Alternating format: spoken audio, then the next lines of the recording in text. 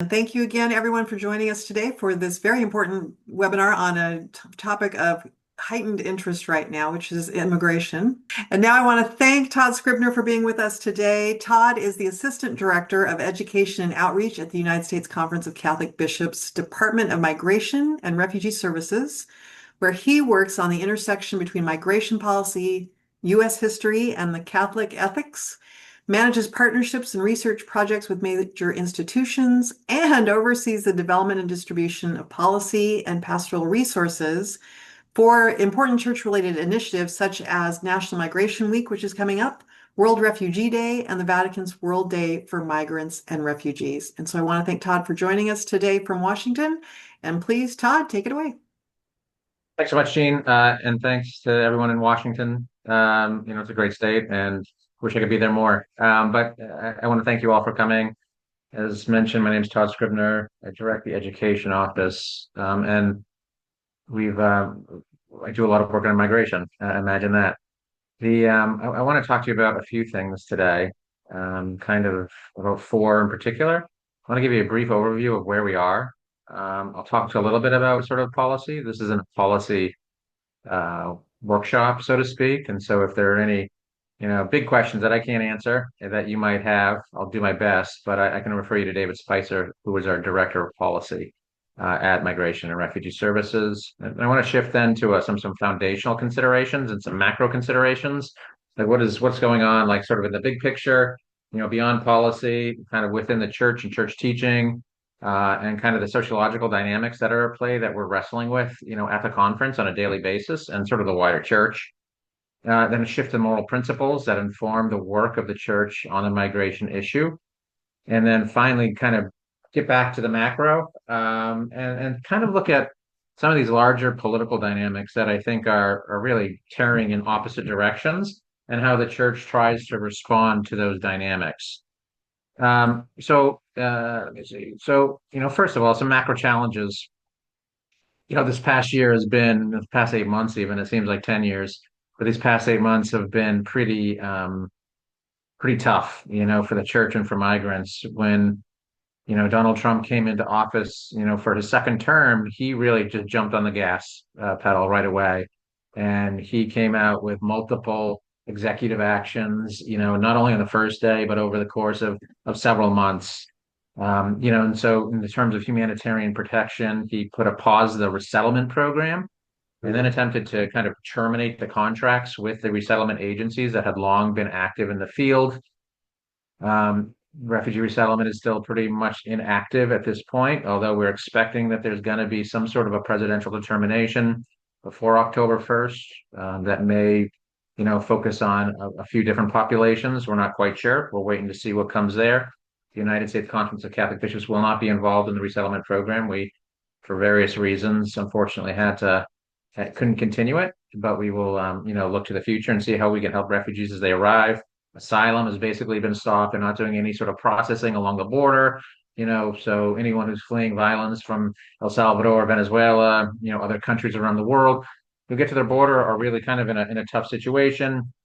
The President of the United States has effectively tried to end temporary protected status for a wide range of populations, and the parole, program that the Biden administration had put into place. So a lot of populations are really under threat.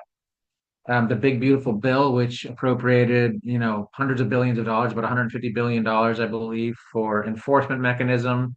It's going to increase building on the wall along the U.S. Mexico border, increase in terms of the hiring of ICE agents, internal enforcement. We've seen this play out in mass deportation. That's really beginning to ratchet up at this point in time. It's hard to turn on the news at any given day and not see another story about mass deportation, family separation, these sorts of situations.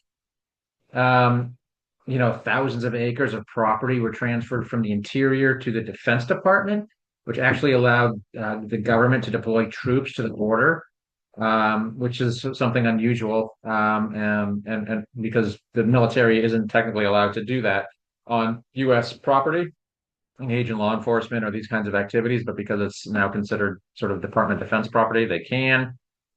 They've gone after student visas, checking people's social media, vetting, past statements, revoking, visas from students from around the world. They've eliminated the sensitive locations. So technically, ICE can go onto church property and into schools and into hospitals and engage in enforcement mechanisms, in terms of immigration. They've removed minimum standards of care for women, pregnant women and their children, who are in detention. So this is concerning, obviously, for the health of the mother, as more and more people are detained, and pregnant women as well as non-pregnant. And this is really all set up against the backdrop of, I think, an effort to to both sort of prevent people from coming here, a deterrence factor, certainly. So then people from other countries who view this, what's going on in the country, don't want to come here. And for people who are here, there's also this incentive to self-deport. And they've actually put into place mechanisms that sort of make it easier to self-deport. They'll actually fund your self-deportation. They'll give you $1,000 if you're willing to go back to your home country and not go through the process. So obviously, this is a lot of challenges for the church, which are concerned about migrants. This is again set against the backdrop of against the rise of partisanship to sometimes toxic levels that we've seen not just during the Trump administration, but really over the past several decades. It seems to only get worse and worse, and divisions on specific issues, and migration included, but also a whole host of other issues, have become increasingly heated. And what makes it more difficult for the church is that this is not just something that's happening sort of outside the church. It's not just external to the church, but these divisions, these political debates, this political polarization is also happening within the church itself. And so really since the 1960s, Catholics, at least, Catholics have begun to divide more regularly along political lines. And this divisiveness makes it incredibly difficult for church leadership to communicate its message to the Catholic faithful, because when they talk about a political issue, they're alienating like a large portion of the Catholics in political life, and they talk about another issue and they're alienating sort of a groups of other Catholics. So it becomes very difficult to kind of communicate their teachings. Complicating factors still is because of these political divisions. One of the things that we're seeing is that conservative Catholics, when we're talking about the public square and the engagement on the public square, conservative Catholics often have more in common with conservative Protestants than they do with their liberal Catholic brethren, because of the divisions along political lines. And so there's this chasm that really has emerged now in the middle of the church, and that's made it really complicated. It's really hard to hold the center. And it's really hard to figure out how to kind of sort of make the base, the church, kind of a vibrant political force, for Catholic moral teaching and sort of the way in which it should be espoused in public life. And we can see the kind of the and examples of the dynamics at play in terms of polarization.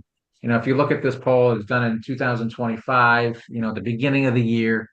It's really just, we're talking here about, sort of the pure politics of it.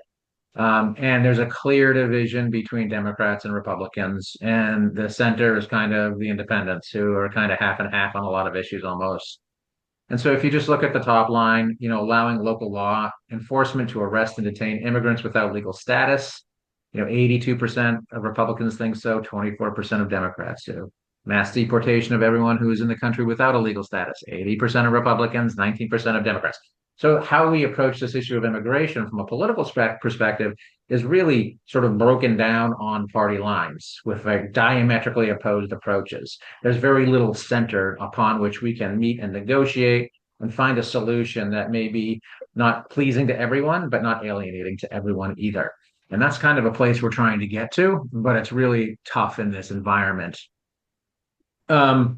The as I said, it's also happening, these kinds of divisions, as sort of Catholics are dividing along Republican lines and Democratic lines, depending upon how you identify yourself. You can see these kinds of similar divisions taking place.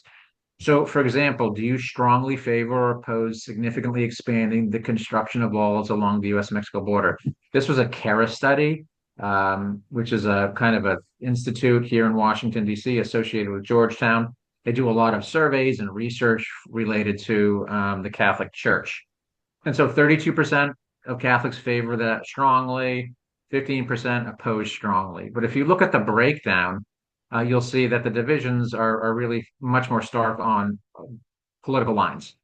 So 56% of Catholics who identify Republican favor strongly. And the most likely who oppose strongly of expanding walls are Democrats at 23%. So again, you see these same kinds of divisions that occur within the Catholic Church on political issues and how we should respond to these kind of complicated realities. One more example, thinking about immigrants, people who come over from other countries to live here in the United States. In your view, should immigration be kept at its present level, 34%, 43% decreased?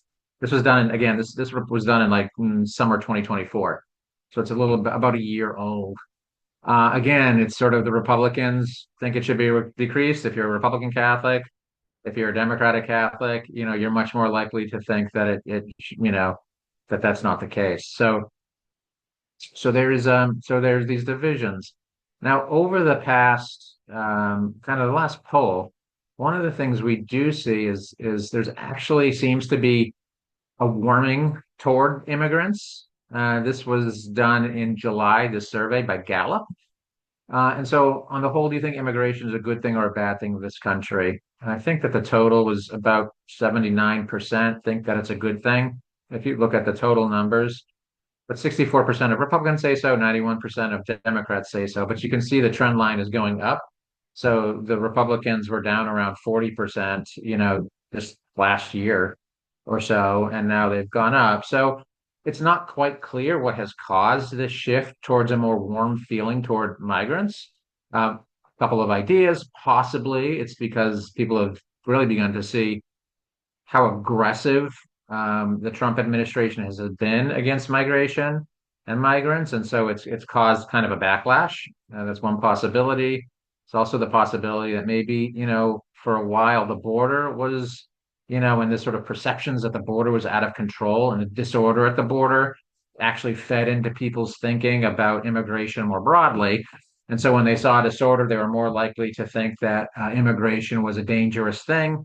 But now that things don't appear to be as disordered, even though there's still problems on the other side of the border, we just don't see it on ours as much. This kind of sense of order actually kind of recreates conditions that might be that might matter. That said, there are a couple of other comments before we move on to a little bit more kind of the moral framework. The problem with these polls is they don't really measure depth of knowledge or intensity of knowledge. And so, like, someone calls you and they ask you this question at any given day, you might be inclined to answer that it's good or bad or whatever. But that doesn't mean you know a lot about the issue. And it doesn't mean you intensely feel strongly about this issue. So even if people feel that immigration is a good thing, it doesn't necessarily mean that they really feel passionately. And so one of the things that the Catholic Church is trying to do, at least in terms of Catholics, is try to draw attention to church teaching for Catholics, get them more knowledgeable about it, and simultaneously, get them to feel a little bit more fervor about it, so that they're being more responsive to kind of this issue and the application of church teaching as it comes to the migration question. All that said, there's nothing wrong with disagreement on some of these issues. And migration is one of those issues, I think, that where disagreement is kind of understandable. And that has to partly to do with the type of question migration is about. And what I mean by that, you can kind of just roughly divide issues, and this may oversimplify to some extent, but there are issues that are considered within church teaching intrinsically evil. So abortion, euthanasia, the intentional targeting of innocent civilians in a time of war. The taking of innocent life is seen as an intrinsic evil that is never allowed. It is something that is just verboten by virtue of it being what it is. Right? Immigration, like economic policy, like perhaps environmental policy, is a little bit more complicated because there's a lot more going on. It doesn't often or always, touch on these kind of intrinsic kind of moral issues. And so there's a lot of prudential judgment that has to be considered when we're talking about the migration issue and how the church should approach it. So some issues actually, just to sort of step back a second, some issues can be kind of can integrate both intrinsic evil questions, but also prudential questions. So in war, just war theory ideally should just help determine when we as a country should go to war and when it is immoral to go to war. And there's a whole list of propositions.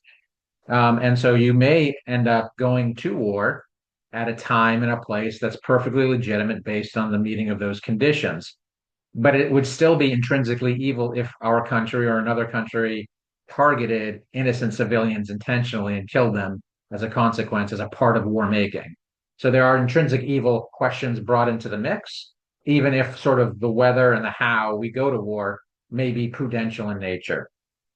And so, with that in mind, it's important to recognize that, you know, when you're talking about a prudential moral question, it's not just about preference. It's not like you listen to your favorite Substack or you read your favorite Substack or you watch your favorite podcast or you read a bunch of articles and you sit in your room for a couple hours and you say, I've decided that this is the best way forward. We should just build a wall and deport everyone. Any sort of prudential judgment on these kinds of issues, whether it's immigration or the economy or the environment, it has to be built on a well-formed conscience and a well-formed intellect. That means you have to really understand church teaching and the moral principles that feed into church teaching on these specific issues. It also takes a lot of work because humans are masters at self-deception. And so sometimes you can kind of convince yourself you're doing something for one reason, but you're actually doing it for another. And so that really means you have to be radically honest with yourself and others, and you have to be willing to really talk things through. So it's complicated, is my point. Prudential judgment is not something easy. And one of the ways I think about prudential judgment on the immigration issue is that you can picture like bookends, and so within any given context, you have a range of possible decisions that might be good, some might be better, some might be worse in a given situation.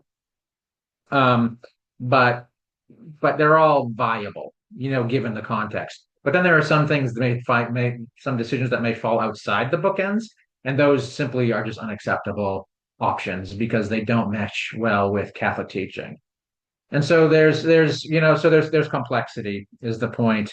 And if you turn to the Catechism, you can see, I think that the prudential kind of nature of immigration is something that we have to contend with when we're talking about this issue.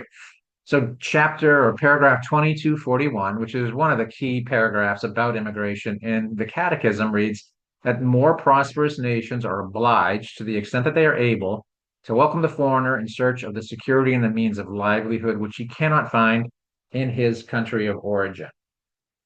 So, you looking at this sort of framing of the migration issue, prosperous nations are obliged. There's an obligatory nature to welcome the foreigner in search of security and the means of livelihood. It's not a choice. You can't just arbitrarily say, no, we are not going to accept anyone because we're America or because we're a country X or country Y. There is an obligatory nature to a prosperous nation, a well-established nation that's healthy, to invite others into this country to live where they can find security and a means to live. But the qualifier, of course, is to the extent that they are able. So there may be certain times and places where a country is not as able to welcome foreigners as other times and places. For example, I think of a situation like the Great Depression.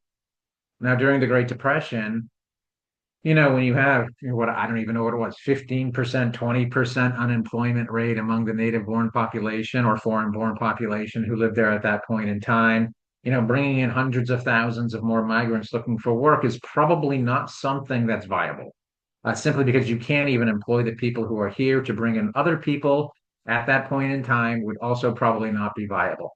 So to the extent they are able is they're not very able to do that at that point in time. Another situation might be, in COVID, right at the beginning. I remember March 2020, there was an effort and there was to close down the border. Maybe I think you might be able to make an argument that for at least a period of time when we didn't know what the disease was, how it was spread, how bad it was, how how dangerous it was, that we wanted to try and maintain some sort of control over the border and not allow, many people across as a consequence. Now, that can't just be used as an excuse permanently. COVID exists, so now we can shut down the borders permanently. But maybe in that period of time, whatever that rational period of time might be, there is a certain degree of prudential judgment that would, sort of limit migration at that point in time. Now, so the second paragraph, or within this larger paragraph, just to sort of point to really briefly, that political authorities, for the sake of the common good for which they are responsible, may make the exercise of the right to immigrate subject to various juridical conditions.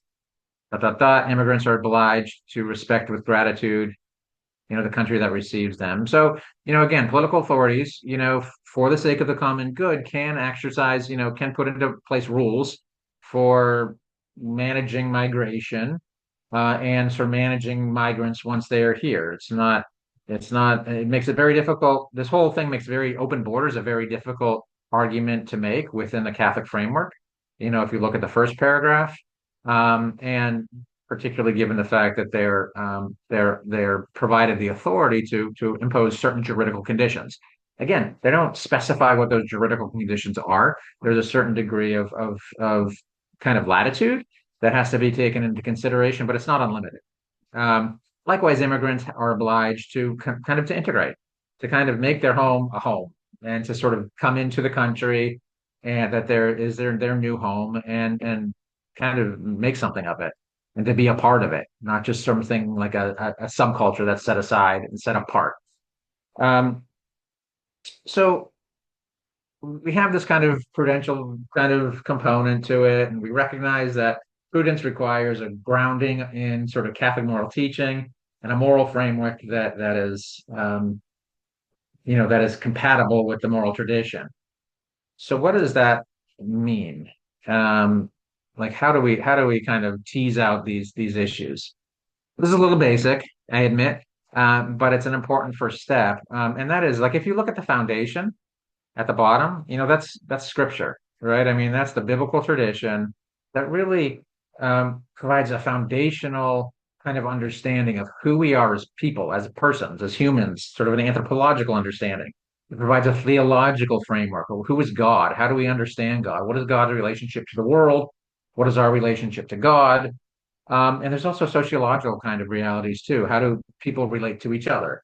What are some of the frameworks that we can understand to kind of make a Christian life in the world? And so this scripture is the foundational component, and the pillars that sort of arise out of that, kind of the moral and social principles that are teased out over time, by study of scripture, but also through the Catholic social teaching tradition and the reflections on moral realities and complications in the world and conflicts and these sorts of things that theologians and moral philosophers and popes and bishops and so on and so forth have all teased out and come to understand, as kind of the moral framework, the infrastructure that we can use to make sense of the world.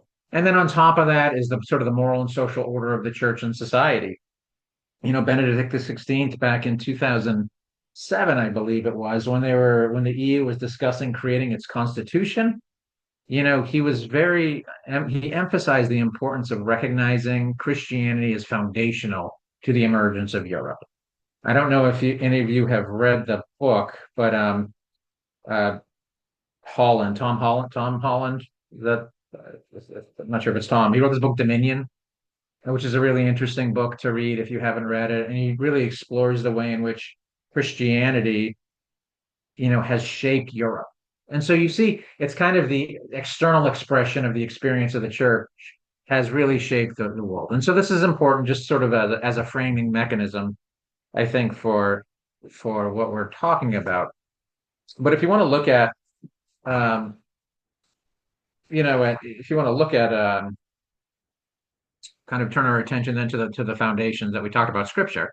It's in Scripture that we can really find a kind of a gleaning of kind of the moral principles that we are, and the stories that inform our understanding of Scripture. So there's two ways that we can look at it. The first way I'm going to talk about briefly, kind of the ways in which stories inform our imagination, our moral imagination, our understanding of the world. And the second, really, I'm going to go into the kind of some of the principles that inform our understanding of script of migration.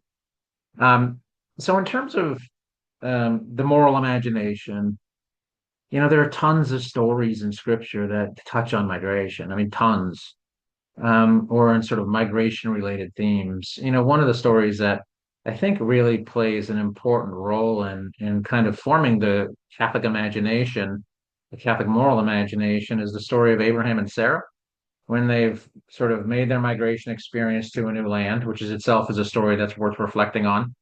And they're sitting in the midday hot sun and they see three strangers that just appeared. And Abraham, goes up to them and they say he sort of invites them into the tent and, tells Sarah to kind of make them food and to, provide them with sort of a warm welcome and hospitality. This idea of hospitality is really kind of emergent within the story of the three strangers, where it's actually they entertain three angels unaware.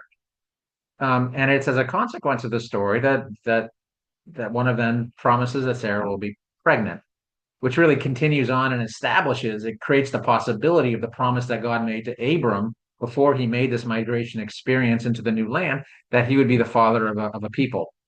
And she was shocked and like, this is crazy. I'm 90 some odd years old. I can't get pregnant, so on and so forth. But in a way, you can sort of read that. And if you engage it with your moral imagination, you see that the hospitality that they provided, kind of set the groundwork for the promise that God had made, sort of the fulfillment of the promise.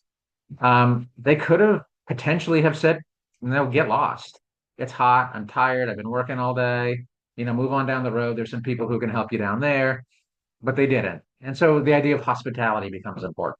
Just a quick example of how scripture can inform the moral imagination through stories, but it can also kind of present fundamental moral principles that are imperative that we understand if we're going to approach this issue in a way that's kind of consistent with Catholic thought and the tradition of the church.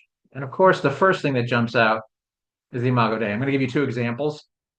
It's not exhaustive, but this is just kind of a taste of what we need to think about. So in Genesis 1:27, um, it reads, God created mankind in his image. In the image of God, he created them. I mean, this idea of the Imago Dei is absolutely foundational and it's really revolutionary. I mean, if we take it seriously, it's very difficult to kind of underestimate its importance. On the one hand, that's just sort of like the initial kind of perspective. Um, we use political and legal and social categories to help us navigate through the world, right? We can refer to migrants as undocumented, as refugees, as forced migrants, as stateless, as unaccompanied, unaccompanied migrant children, as illegal immigrants, as illegal aliens, as undocumented, as unauthorized immigrants. We use all these terms, and they're very, very important because they help to define our life and the way in which we engage the world. Um, but the Imago Dei, they're all sort of temporal and they're all relative, and the Imago Dei relativizes them further. That these terms that we use to navigate through the world do not exhaustively explain who we are as persons, fundamental on a fundamental level. Um, and so it sort of relativizes these social categories and these legal categories. And that's really important because it sort of makes it very difficult when we talk about someone's immigration status or what type of immigrant they are, is just to see them through that lens as an objective other. They are actually like us, made in the image of God, and they deserve to be treated as such. Another takeaway from the Imago Dei, sort of built on that, is that they are not, human persons are not to be objects used for external ends alone. The inherent value of the person is critical to recognize. And so economic and political systems are made for the person and not the person for the institution or the system. Using humans as cogs in the wheel to maximize GDP or maximize profits of a given corporation, working them to the bone and tiring them out, separating them, kind of by virtue of that from their family, their friends, from their local communities, that's a deeply problematic reality. And so, for that reason, in economic justice for all, the bishops of the United States wrote that every economic decision and institution must be judged by in light of whether it protects or undermines the dignity of the human person. If an institution or an economic reality does not enhance the dignity of the human person, if it does not help human flourishing, then there's something problematic with it. So, what can the Imago Dei, with these kinds of thoughts in mind, how can they inform immigration policy, I guess, for lack of a better term? And two brief kind of just suggestions, and I'm not even going to get into, this isn't meant as a blueprint for policy making, but just sort of thoughts is that how can political and economic systems be created so that they enhance human thriving? In other words, how can we shape trade relationships between countries to ensure that both countries benefit to the best possible manner or the best possible way? So that we're not, so that a country isn't basically using its leverage or its power to kind of force on another country trade policies that are very much to the other country's detriment. Because creating these kinds of systems, trade policies, development policies, these sorts of things can really help, another country put into place the conditions that will help the people who live there thrive. In cases where people are held in detention, how do we treat them? It's the reality that people are going to be held probably in immigration detention at some point, even under a friendly administration. So are there ways in which certain forms of detention can be better? So like alternatives to detention, where people may wear some sort of a ankle bracelet where they can be tracked, and they're not going to run away or they're not going to flee. They're not going to be able to, but they can still be with their family. Is there some other mechanisms that we can use rather than just like holding them in a detention center that's overcrowded, for months on end? And certainly, it's the case that this kind of this vision of the Imago Dei would not be conducive to sending migrants who are being deported to, kind of prison systems that you find in El Salvador, where people are treated by all accounts just downright terribly.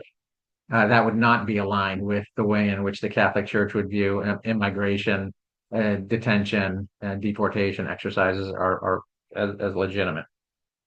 So we have the Imago Dei as one sort of foundational point. But the other thing that we need to look at, if people are made in the image of God, how do we understand God? Right? That's sort of the flip side to this sort of thing.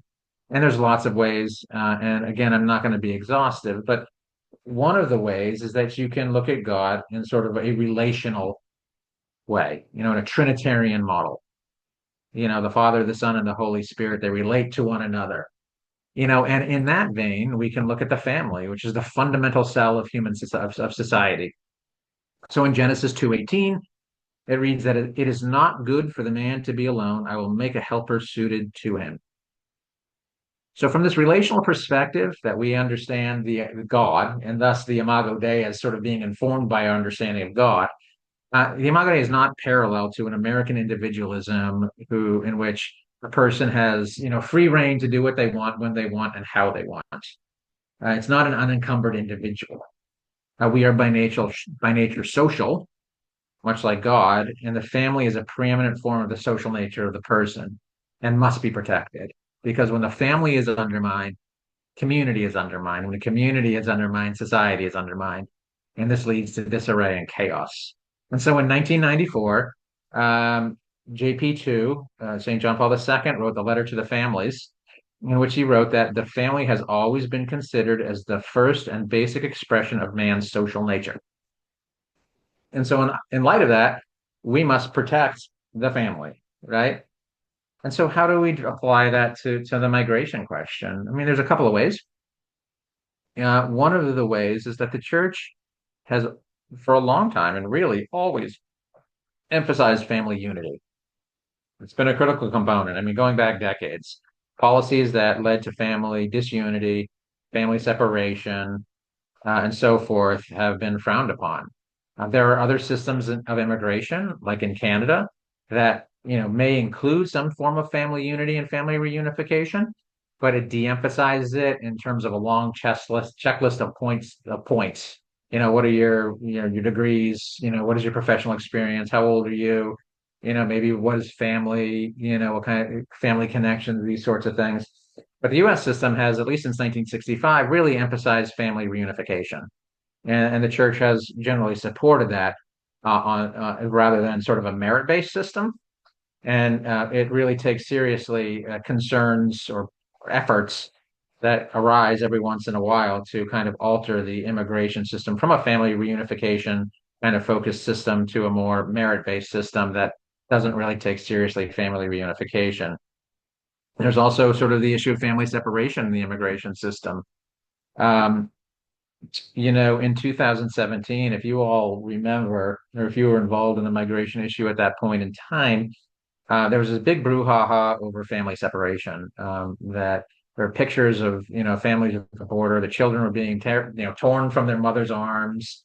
The parents were being put into detention. The children were being put into the care of HHS, Health and Human Services, and then put into various programs to make sure that they were protected. But there was about 4,000 children over the course of a few months that were separated from their families. Many of them, even to this day, have not been reunited with their families because the administration did a poor job of tracking what children belong to which parents. Um, but it caused a lot of blowback and a lot of, I think, reaction among the general public as to this policy. What's changed now in 2024, what's happening more and more is that when a family, who is potentially deportable, they may be here illegally, the parents may be here illegally, even if the children are born here and are citizens as a consequence, they're basically saying, you know what, you have a choice. You can be deported with your children right now. You sign away any permission to try to fight your deportation, or we will separate your family. And the difference in a way is that they're trying to put the onus on the family itself to choose. We'll keep you together, um, but we'll deport you. And so there's some very strong concerns about how this sort of impacts citizen-born children, how this impacts families, how this impacts the dynamics at play in terms of it's almost like a sort of it's a bruising position to put parents in, and it's very difficult. So this kind of the idea of how do we ensure that families are kept together? What kind of leeway do we provide for families who, parents who have been here for 10 years, have citizen-born children who've been working, who haven't committed crimes, who've learned the language or are learning it, who are upstanding citizens or upstanding residents, not citizens, but they may be here illegally. Do we provide some sort of relief? And the position of the bishops would be that we should provide that kind of relief to, large numbers of these people who live here, in unauthorized status as a consequence, thus maintaining family unity, thus maintaining the unity of communities that would be affected by widespread detention and deportation of large numbers of people. So those are like two principles that we can sort of begin with and look at as sort of a starting point for when you're making these these considerations. Now, I want to kind of pull back a little bit to a macro level, really briefly, and actually, I think that there is these two kind of approaches um, that are that are taken by sort of in its pure form and two on sort of the opposite poles. I mean, there's a human-centric kind of approach to the migration issue, and there's a nation-centric approach to the migration issue. And these aren't, and I'm sort of talking about them in their pure form now. But I think if you look at the ways in which the discussion takes place, it's oftentimes within one of these kind of frameworks. And sort of a nation-centric perspective, it emphasizes human rights. Human rights are important, but they're usually the citizens' rights and not so much any sort of human rights as universal as such. That maybe get a nod to it, but citizen rights are really what's important, and protecting citizens and citizens' rights is the key aim of the nation state. There's a rule of law impulse, with respect to this nation-centric approach, tends to be much more nationalist, tends to be more communitarian. It's a recognition that kind of tightly bonded communities sort of make up a nation, and that the infiltration of foreign entities can undermine that communitarian kind of component. And it, as a consequence, tends to be minimalist in its approach to migration. We don't want a lot of people coming in because of the threat that they pose culturally or economically or socially or religiously to the community in question. And then obviously the risk here is that a xenophobia or a kind of a vile and aggressive nativism, if it's taken to an extreme.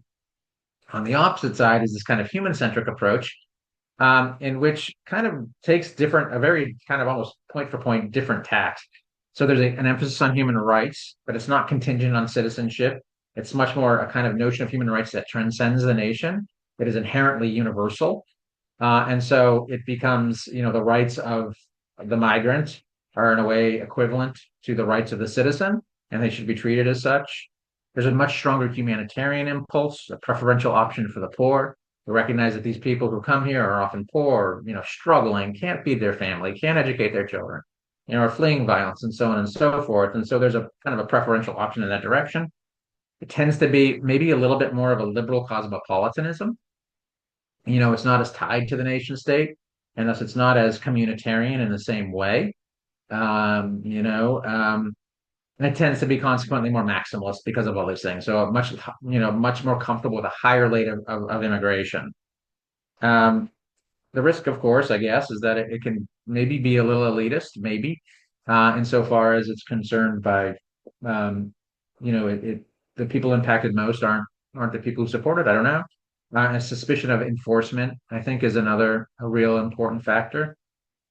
Now, why do I bring this up? First, I think that these dynamics are really at play in our debates today. And if you look at sort of people, sort of these kind of large picture kind of components of those who support migration and those who oppose it, I think you'll see this at play. But another reason I bring this up is because the church in Strangers No Longer, which was a pastoral letter put out in 2003 by the bishops of the United States and in Mexico, I think really tried to bridge this divide between these two extreme poles. I mean, on the one hand, the bishops say that, just taking these first three principles, that people have the right not to migrate. They have they should be allowed to stay in their home. They should have the conditions ripe and ready so that they don't have to migrate in the first place. But they also have a right to migrate if, they're facing violence, they're facing persecution. They can't feed their family and they can't make ends meet at all. And so they need to find that somewhere else. But the right for a state to control its borders is also important. Again, open borders is not really an option within Catholic teaching, as I understand it. The state has a right to control its border. It has a right to put into place processes that regulate migration to and from the country. This is, in a way, an effort to kind of, I think, take these two poles and bring kind of some sort of rationality to them. Let me take one of these examples. The right not to migrate. In his encyclical, Rerum Novarum, Pope Leo XIII wrote that men would cling to the country in which they were born, for no one would exchange his country for a foreign land if his own afforded him the means of living a decent and happy life. People don't want to leave their homeland. Most people don't want to leave their homeland out of some sort of obligation. They like their friends, they like their community, they know the language, they know the culture, and being forced in a way to move to another country where they do not fit in, they don't speak the language, is an incredibly difficult experience. So the point of that is that immigration should always be a choice and not a necessity. People shouldn't be forced to migrate, and so they should have the conditions available to them in their homeland to thrive as human beings. And so if one wants a long-term solution to the problem of illegal immigration, building a wall is not it. I mean, it may be a band-aid, it may help prevent people from entry, but really addressing the root causes that drive migration is the critical component that has to be addressed. Failing to do so is going to create conditions where people are constantly feel the need to migrate. So let me close this section and sort of this session with a quote from St. John Paul II as well, from his 1996 World Day of Migrants and Refugees message, where he wrote that illegal immigration should be prevented but it is also essential to combat vigorously the criminal activities which exploit illegal immigrants. The most appropriate choice, which will yield consistent and long-lasting results, is that of international cooperation, which aims to foster political stability and to eliminate underdevelopment. Addressing the conditions that make sure that people have a right not to migrate is a solution that will lead to the best sort of possible consequences in terms of regulating migration and ensuring that illegal immigration is mitigated to the extent that it is able. Not only that, so here is my contact information. If people have any questions or follow-up or thoughts that they want to, email me later, feel free at any time to do so. And I will end there. And I guess I'll stop sharing my screen. And I don't know, I guess open up to Q&A if anyone has anything. Thank you so much, Todd. That was really, really well done. I appreciate all of your input and thought into this. I will ask the first question because there weren't any in the chat as of yet. But you did talk about the push factors. Can you talk a little bit right now about some of the biggest push factors you're seeing that are forcing people into migration? Yeah, I mean, I think I would suggest anyone who's really interested in this to kind of reach out to Catholic Relief Services as well, since they're on the ground every day. But I mean, look at a country like Haiti. It's basically a country without a functional government. It's run by gangs, and sort of your average person is not in a position to, provide for themselves, not to mention protect themselves. And so there's that's a perfect example of where outmigration is really forced and not a choice, because of the violence and the chaos that's sort of at play there.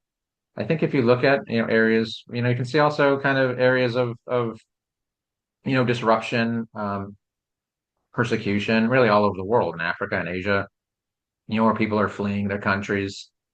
You've seen a significant increase in forced migration, like literal, like real refugee style forced migration, because of various forms of persecution that's increased dramatically over the past 20 years, even. I mean, it just goes up by like millions every year, unfortunately. Russia and Ukraine, as an example. To get off the sort of the example of violence, I do think that there are concerns about sort of environmental kind of drivers of migration that affect sort of crops and the ability to find subsistence sort of wages and within sort of the situations of farming and farmland, and soil deterioration, hurricanes, storms of various sorts, earthquakes. Some earthquakes aren't quite the environmental in the same way, but it is environmental. And so setting aside any kind of talk about global warming or these sorts of climate change, it's just kind of environmental factors also play a very substantial role in places from what I've seen in like countries in some Latin American countries that rely on coffee and growing coffee beans. That there's been an increase in difficulty in doing that. So there's a couple of examples. Oh, let me grab this one. Is there any formal work going on currently to formulate migration reform for the U.S., knowing that the current administration and Congress are focusing on maximal deportation? Yeah. I mean, it's a tough nut right now, to just be quite honest. It's very difficult when you have a Congress that's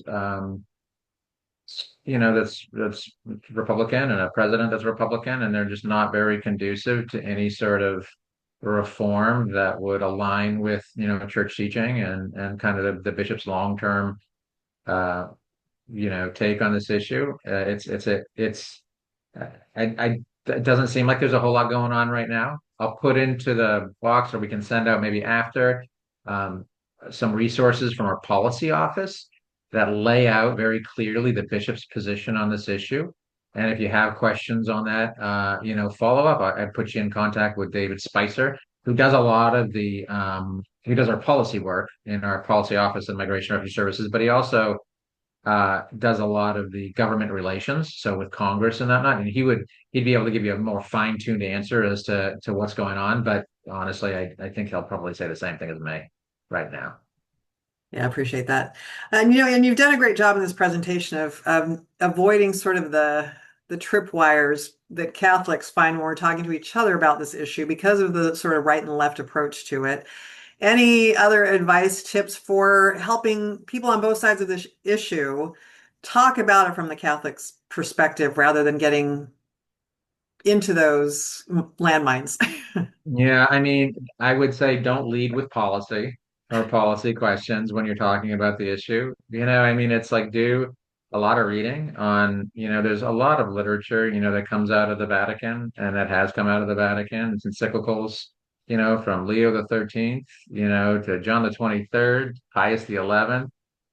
One of the problems, and I will actually have you, if you would be so kind, is to send this out afterward to those who have signed up. One of the problems I've seen is that it's not atypical for Catholics who break along certain political lines to have their favorite popes, and they'll look to their favorite pope as sort of, positioning the migration issue in alignment with what they want, and then they kind of poo-poo other popes. But there's actually a surprising amount of consistency between John Paul II, Benedict XVI, and Pope Francis, for example, on how they approach this issue. So I think focusing on really what the writings of the church would be, that alone would be a big help. And then down the road, start talking policy, but get the formative stuff first and kind of the basics. Perfect, thank you. And an immigrants' rights march was recently held in our city. Are these types of actions helpful?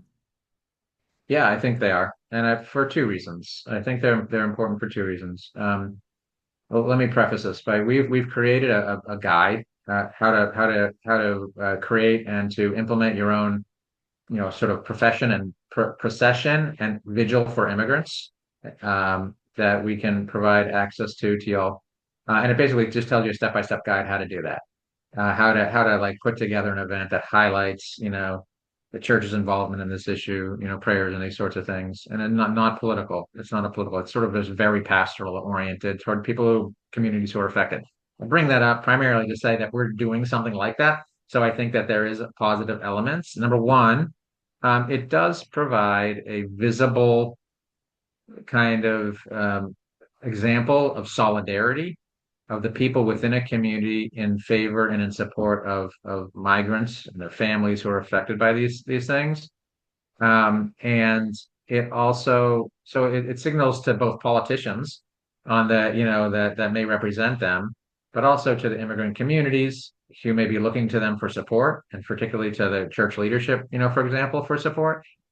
Um, it can go haywire quick if it becomes if it moves from the nonviolent to a violent sort of situation, or if there are other circumstances that disrupt the point of the event. So you have to be very careful about optics in some ways. You don't want to give the wrong impression. You certainly don't want to move beyond any sort of nonviolent, sort of pastoral kind of approach to it. But but yeah, for those reasons supported, signals to politicians, it gets media attention on the issue so that there's a counteracting voice, and it signals to immigrant communities that there is support for them, in these trying times. It also, one more thing, it also invites Catholics. I think if you're doing something like a vigil, if it's part of like El Paso on March 24th, Bishop Seitz did a procession and a vigil, for migrants. Bishop Weisenberger in Detroit did something similar, later in the year. It also invites Catholics to take a look at the issue a little bit more. It's like if a Catholic sees something like this happening, like a vigil or a procession, down Main Street, with the bishop leading the charge, it's sort of like, well, gosh, I want to know what's going on. So it's kind of an educational tool. And I do want to thank Michael for pointing out we do have something along those lines coming up in Excellent. Tacoma. There's a rosary walk from St. Leo's Church in Tacoma to the Northwest Detention Center at the Port of Tacoma, October 4th. I believe that starts at 9. And if I am wrong, you can find that on the Archdiocese of Seattle website and get the details about the march coming up. That's great. I mean, World Day of Migrants and Refugees. It's and it overlaps with the Jubilee of Migrants. Yeah, Exactly. we're doing something similar in the Archdiocese of Washington on the September 28th. There's a procession and a mass. Nice. All right, final question here. Forced to migrate is the root problem. How would you suggest replying to the argument that another government pushing its problems, economic, etc., onto the USA, especially as our economic problems are escalating? Yeah, I mean it's a two-way street, right? I mean it definitely is. I mean it's not like the United States can go and save the world, and it doesn't. We shouldn't think that it can. And there has to be a well-intentioned government on the other side to work with us in sort of a compatible way that will be seeking the benefits of all involved for all involved, and that can go sideways quick. And so, it's not always a straight path where people are, want to work together and hold hands and, make sure that their people are thriving and that our people are thriving. Sometimes there's nefarious people in power. And then that moves into a different field of sort of foreign policy and diplomacy that can be, worked out in ways I don't understand. But I don't want to idealize the approach or the situation, but I also am hopeful that if you put into place the right tools, you can have a win-win situation more or less in a lot of situations. Perfect. Now that's a great ending thought. So thanks again, Todd, for being here. Thank you so much for giving us your time. Thanks to all of you for participating and for all of your comments and questions. And we will send out the materials Todd referenced to each of you and hope you will join us for our next series. Thank you Thanks so all. much. Really appreciate it all.